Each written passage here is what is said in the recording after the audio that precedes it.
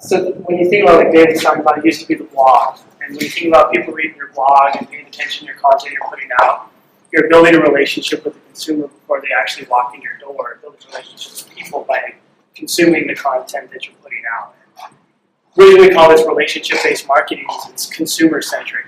The reason it's consumer-centric is because we're moving from a brand-centric economy into what we call a consumer-centric economy.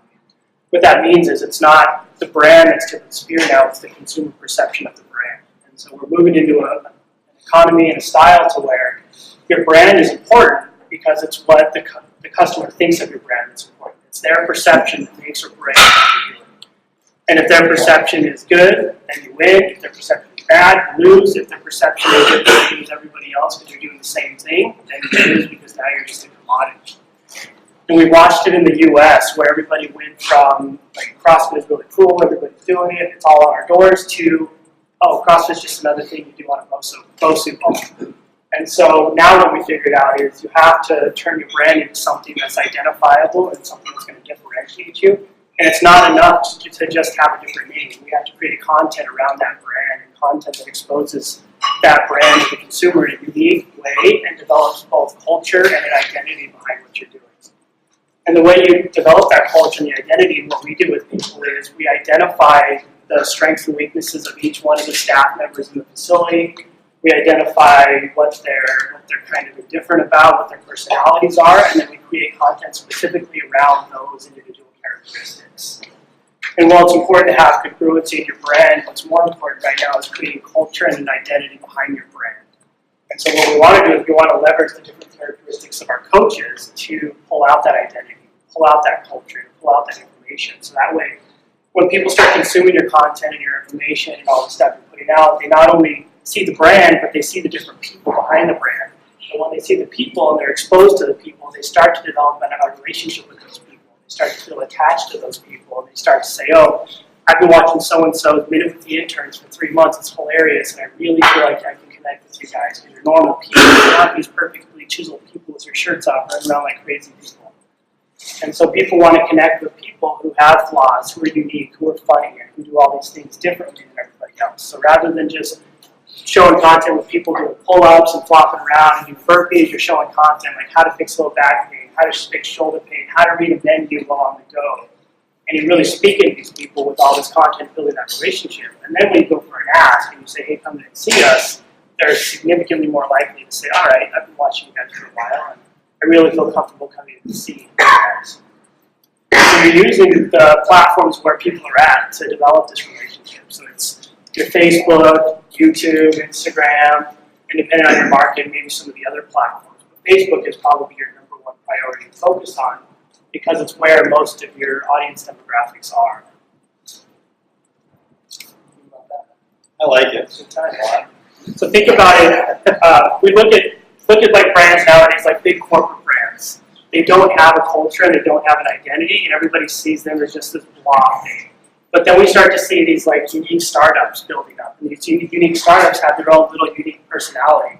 And when you start to see that, all of a sudden these startups start to hook some of these big brands, and these startups become these large things. So that's why companies like Uber, Uber's falling apart now, but when they were originally building up, they had this unique culture, they had this unique identity, and people really wanted to connect with that, so people wanted to use them more than just finding a taxi or something like that. It doesn't have an identity.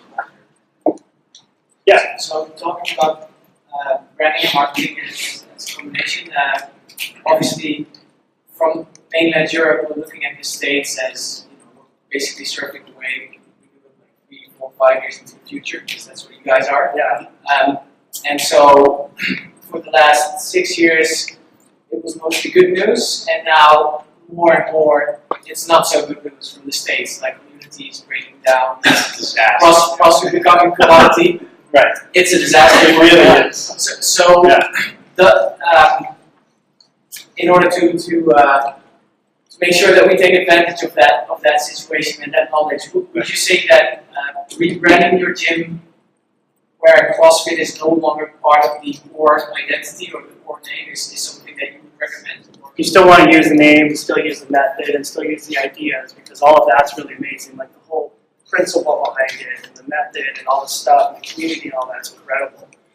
But what you don't want, and like we're getting at, is you don't want to be lumped into the commodity market when it comes. You don't want to be, I got hurt doing CrossFit, I'm not doing that. Because the guy down the street was doing the same thing as you, right?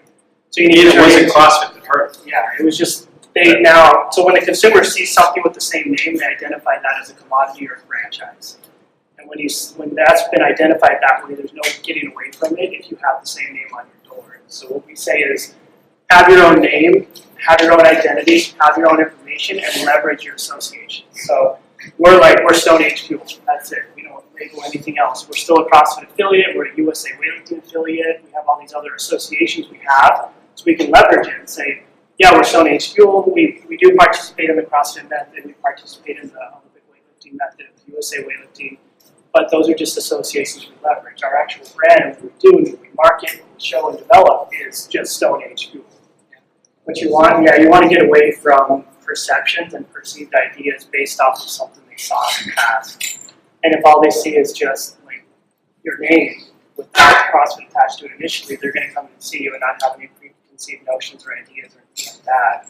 But then when they do come in, it's like, yeah, we do the CrossFit method. We love it. It's amazing. But we found that if we maintain our own identity and our own brand, we're able to grow more effectively. We don't get lumped into the commodity market in the long run. And it's like your long-term strategy. It's have both your brands established and set up. You can identify with whatever brand you need to at the time, but you know long run, when you see like the US becoming a commodity market, you know when that happens over here, you're already going to be prepared for it. You already have both things set up and both pathways ready to go. You already have content that's pushing out, that's helping identify you as a unique gym and a unique place and doing unique methods and all this. You already have consumers who are attached to you and who are following you based off of showcasing what you're doing and all your information to your people and all of that. So when it does hit, you're in a significantly better position than anyone else in your community if you're prepared for it. I always say like the top piece, we have like 3 pillars to really good content that we follow. And it's you have to motivate and inspire people, you have to educate people and make them laugh.